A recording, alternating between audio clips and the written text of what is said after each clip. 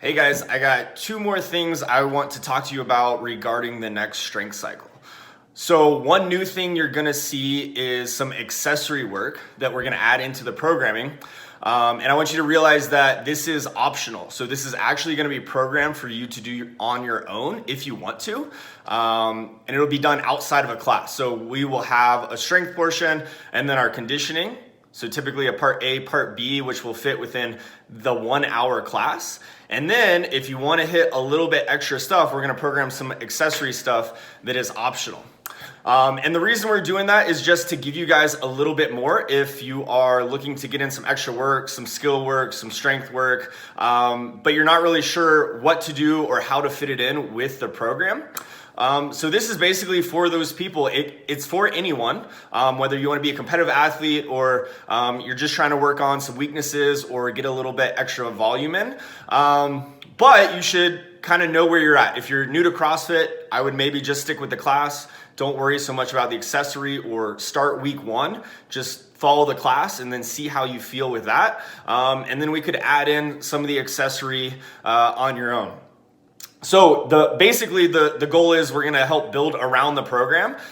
So the accessory will transition between skill work, some extra strength accessory, some conditioning pieces, and then mobility. So it'll be a little different every day. And it's just basically to help create an even more well-rounded program and also give you guys some extra work on things that might not be in the program that week, or skill work such as double unders or handstand work that we don't do a lot outside of a workout, and this will give you an opportunity to work on those things. So that's something new you guys can look for.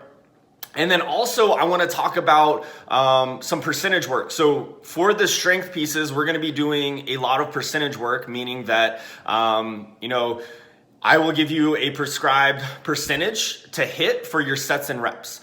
So when it comes to picking what max to use for back squats, for deadlifts, a couple things to think about are use a max that you feel like you can hit right now.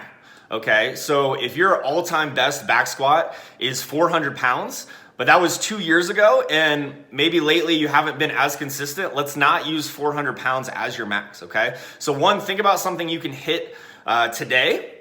And then two, from that, I would actually recommend using about 90 to 95% of that one rep that you could hit today when we use this training cycle, right? When we talk about a 1 rep max, it's sort of where the stars align, everything is perfect, we hit that maximal load, but you're not gonna be feeling perfect every single day of this cycle. So if we use 90 or 95% of our true max throughout the cycle, that leaves a little bit of room to make sure that we're hitting our numbers consistently.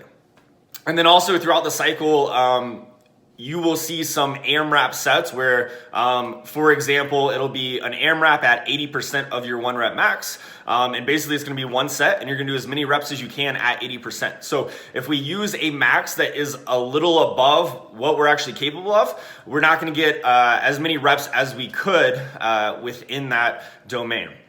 And then lastly, if you have no idea what your max is, you've never maxed out on back squat or deadlift, that's okay. What I'm gonna recommend is whatever the sets and reps are for the day, we wanna pick something heavy for that, okay? So for example, if we're doing 5 sets of 5 back squats, I want all 5 sets to be a challenging weight, but also you can maintain good technique, decent amount of speed on the bar, and positioning, right? You should feel like, okay, I can get 5 for sure, but it's challenging.